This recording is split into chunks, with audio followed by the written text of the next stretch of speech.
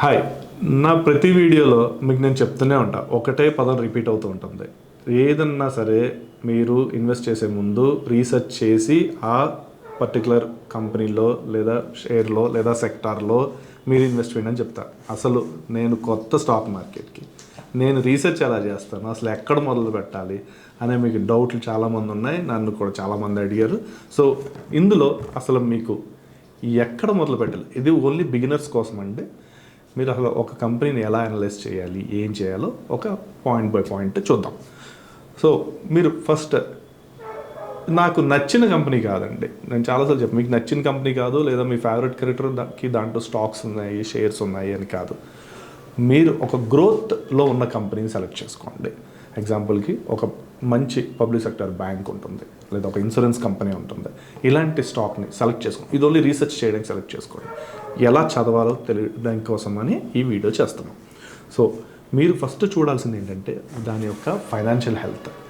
Last ఇయర్కి ఈ ఇయర్కి ఎంత టర్న్ ఓవర్ చేశారు వాళ్ళు, ఎంత ప్రాఫిట్ సంపాదించారు, సో అలాగే ఎంత డివిడెండ్ ఇచ్చారు, ఇలాంటివన్నీ కూడా మీరు చదవాలి. ఇవి ఎక్కడ చదవాలి అంటే వాళ్ళ వెబ్సైట్లోనూ ఉంటాయి, లేదా మీరు ఎక్కడైతే బ్రోకింగ్ కంపెనీలో మీరు డీమ్యాట్ అకౌంట్ ఉందో వాళ్ళ దాంట్లో కూడా దొరుకుతుంది.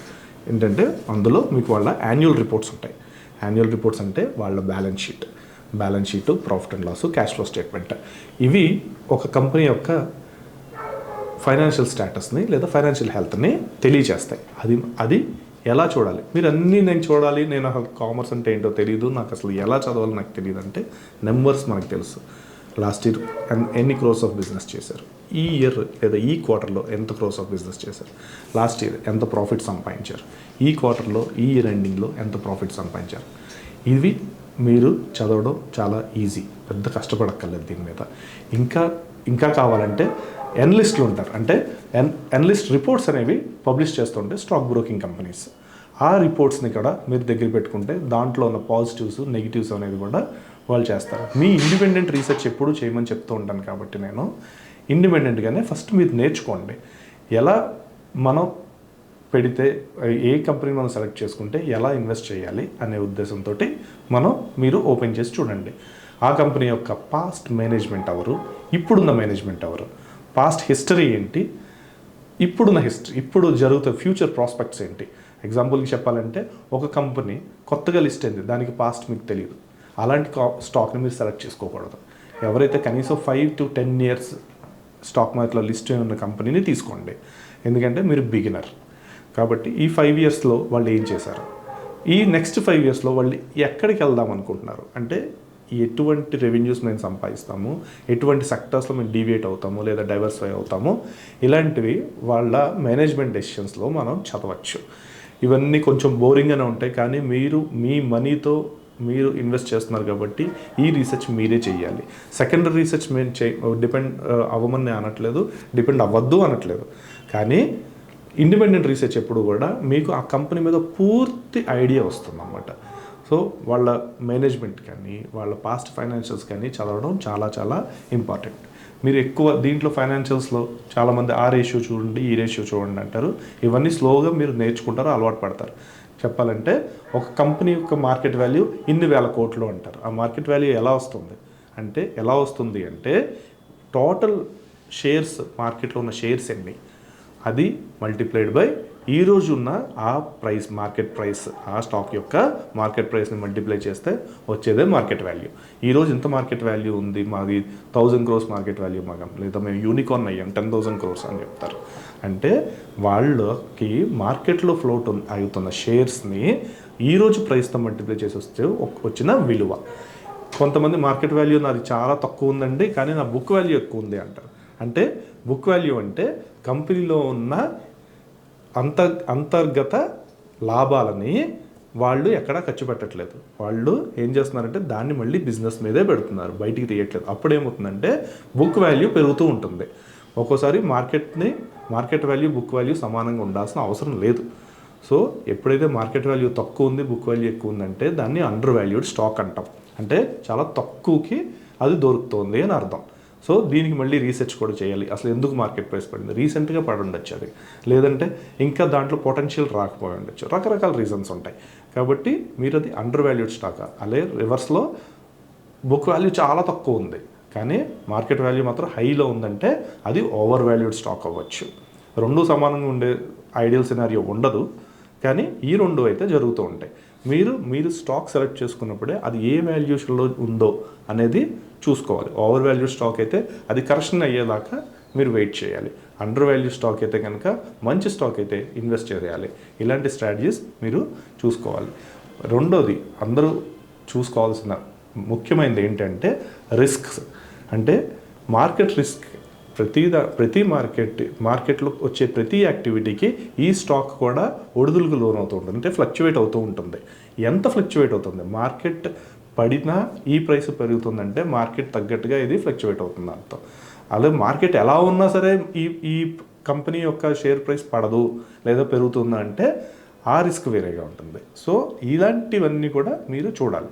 అదే ఇది కాకుండా కంపెనీ స్పెసిఫిక్ రిస్క్స్ ఉంటాయి.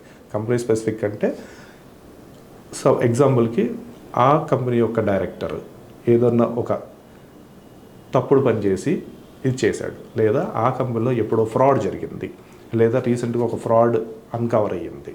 ఇలాంటివి వచ్చేవి స్పెసిఫిక్ రిస్క్స్. ఇవేమన్నా జరిగాయి, ఇవన్నీ చదివేటప్పుడు ఇన్వెస్ట్మెంట్ చేయడానికి ముందు చేయాల్సిన పనులు ఇవన్నీ ఉన్నాయా. ఈ కంపెనీలో కొన్ని కంపెనీస్ ఉంటాయి ఓన్లీ సీజనల్ బిజినెస్ నడుస్తూ ఉంటాయి.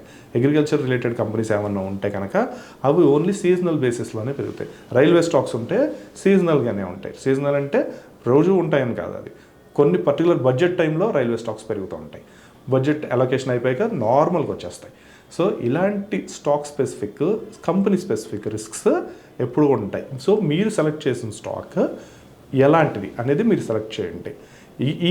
ఈ నేను చెప్పిన రిస్క్స్ కానీ, మేనేజ్మెంట్ టీమ్ గురించి కానీ, కంపెనీ పాస్ట్ ఫైనాన్షియల్స్ కానీ ఎలా ఉన్నాయో వెరీ చేసుకోండి. అప్పుడు ఈ స్టాక్లో ఇన్వెస్ట్ చేయొచ్చో వద్దా అనేది మీకు ఒక ఐడియాకి వస్తుంది.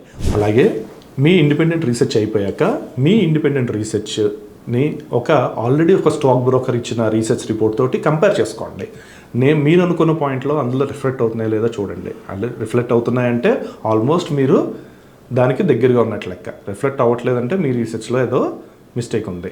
మీరు ప్రాపర్ రీసెర్చ్ అనలిస్ట్ చేయాల్సిన అవసరం లేదండి.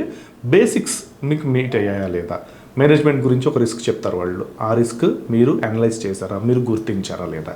అలాగే బ్యాలెన్స్ షీట్ గురించి మాట్లాడితే వీళ్ళు ఫ్యూచర్లో ఇక్కడ దాకా వెళ్దాం అనుకుంటున్నారు కాబట్టి ఇంత ప్రాఫిట్స్ ఉందా వీళ్ళకి అని ఒక అనలిస్ట్ చెప్తాడు. ఇది బాగుంది, ఇది మంచి పాయింట్ అని. మీరు నెగిటివ్ పాయింట్లో కూడా రాసుకోవచ్చు ఒక్కోసారి. ఎందుకంటే లాస్ట్ టైం అసలు ఏమీ లేదు, ఇప్పుడు పెరిగింది, ఇంకా ఈ గ్రోత్ సస్టైన్ అవుతుందో లేదో మీకు డౌట్ ఉండొచ్చు. కానీ ఇలాంటి ఒక బెంచ్ మార్కింగ్ చేసుకోండి. మీరు చూసిన పాయింట్స్ ఒక క్వాలిఫైడ్ రీసెర్చ్ అనలిస్ట్ ఇచ్చిన పాయింట్స్ని ఎంతవరకు మ్యాచ్ అవుతుందో చూడండి. మీరు క్వాలిఫైడ్ రీసెర్చ్తో మ్యాచ్ అవ్వాల్సిన పని లేదు. 2 పాయింట్లు మ్యాచ్ అయినా మీరు సరైన ఇండిపెండెంట్ రీసెర్చ్ చేస్తున్నట్టే లెక్క. మీకు తెలియనివి రీసెర్చ్ రిపోర్ట్లో ఉంటాయి, అవి చదువు నేర్చుకోవచ్చు. చాలామందికి అవి టెక్నికల్గా ఉంటాయి కాబట్టి అవి ఓవర్ ద పీరియడ్ మీకు అర్థమవుతుంది ఎలా చేయాలనేది. సో న్యూస్ని, రెండోది ఎప్పుడు న్యూస్ని ఫాలో అవ్వాలి. ఒక స్టాక్ని మనం సెలెక్ట్ చేసుకున్నామంటే గూగుల్ అలర్ట్స్ పెట్టుకోండి. ఆ స్టాక్ సంబంధించిన ఏ న్యూస్ మార్కెట్లోకి వచ్చినా ఫస్ట్ మీకు ఇన్బాక్స్కి వస్తుంది, లేదా మీకు ఒక అలర్ట్ వచ్చేలాగా పెట్టుకోండి. అంటే దాన్ని మీరు రోజు ఓపెన్ చేసి చూడక్కల ఆ న్యూస్ ఏం జరుగుతుందో మీకు వెంటనే అర్థమవుతుంది. ఓకే, ఈరోజు ఈ న్యూస్ వచ్చింది కాబట్టి ఈరోజు మార్కెట్ దీనికి ఈ న్యూస్కి ఎలా రియాక్ట్ అయింది. అంటే ఎగ్జాంపుల్కి ఒక కొత్త ఆర్డర్ వచ్చింది, లేదా కొత్త కంపెనీని కొంటోంది, కంపెనీ వేరే కంపెనీని కొంటోంది అన్నప్పుడు మార్కెట్ ఎలా రియాక్ట్ అయిందో చూడండి. లేదా ఒక మేనేజ్మెంట్ మీద ఏదో ఆరోపణ వచ్చింది, అప్పుడు మార్కెట్ ఎలా రియాక్ట్ అయిందో చూడండి. మీ ఫండమెంటల్ అనాలిసిస్ దీనికి మ్యాచ్ అవుతూ ఉండాలి. సో అప్పుడు మీరు కంటిన్యూస్ ఒక కంపెనీని మానిటర్ చేస్తున్నట్టు అర్థం. ఈ మానిటర్ అయ్యాక మీరు ఒక కంపెనీలో ఇన్వెస్ట్ చేద్దాం అనుకున్నప్పుడు ఫాలోఅప్ పెట్టుకోండి. నేను ఇంతకుముందు ఇలా రాసుకున్నాను, ఇప్పుడు నా అనాలిసిస్ ప్రకారం ఈ కంపెనీ 3 monthsలో ఎక్కడికి వెళ్ళింది అనేది ఒక ఫాలోఅప్ రిపోర్ట్ మీకు మీరే రాసుకోండి. ఇవన్నీ బేసిక్స్ ఫర్ బిగినర్స్ అండి. ఇది రెగ్యులర్గా ట్రేడింగ్ చేసే వాళ్ళకి కాదు, వాళ్ళ స్ట్రాటజీస్ వేరేగా ఉంటాయి. అలాగే లాంగ్ టర్మ్ ఇన్వెస్ట్మెంట్స్ కాదు, ఇది బిగినర్స్ ఒక కంపెనీని ఎలా అనలైజ్ చేయాలో మనం చెప్తున్నాం. సో ఎప్పుడు కూడా ఒక గ్రోత్ పొటెన్షియల్ ఉన్న కంపెనీలో ఇన్వెస్ట్ చేయడమే ఎప్పుడు కూడా ఇంపార్టెంట్. నేను ఏదో ఎవరో చెప్పారని సెలెక్ట్ చేసుకోకండి. గ్రోత్ పొటెన్షియల్ ఉన్న ఒక కంపెనీని మీరు సెలెక్ట్ చేసుకోండి. అది కూడా కనీసం 5 years అయ్యి ఉండాలి మార్కెట్లో. అలాంటి కంపెనీ సెలెక్ట్ చేసుకుని దాని మీదే మీ రీసెర్చ్ అనాలిసిస్ చేయండి. కనీసం ఇలాంటివి ఒక 5 కంపెనీస్ మీరు తెచ్చుకోండి. 5 కంపెనీస్ పెట్టి ఒకదాని మీద ఒకటి చేయండి, ఫాలోఅప్స్ చేసుకోండి, అలర్ట్స్ పెట్టుకోండి. అప్పుడు మీకు దీని మీద ఒక పూర్తి పట్టు వస్తుంది ఆ కంపెనీ మీద. కాబట్టి నాకు తెలిసి అన్ని పాయింట్లు నేను కవర్ చేశాను బిగినర్స్ కోసం. ఇంకేమైనా ఉంటాయి కాబట్టి మాకు తెలియచేయండి, మేము చెప్తాము.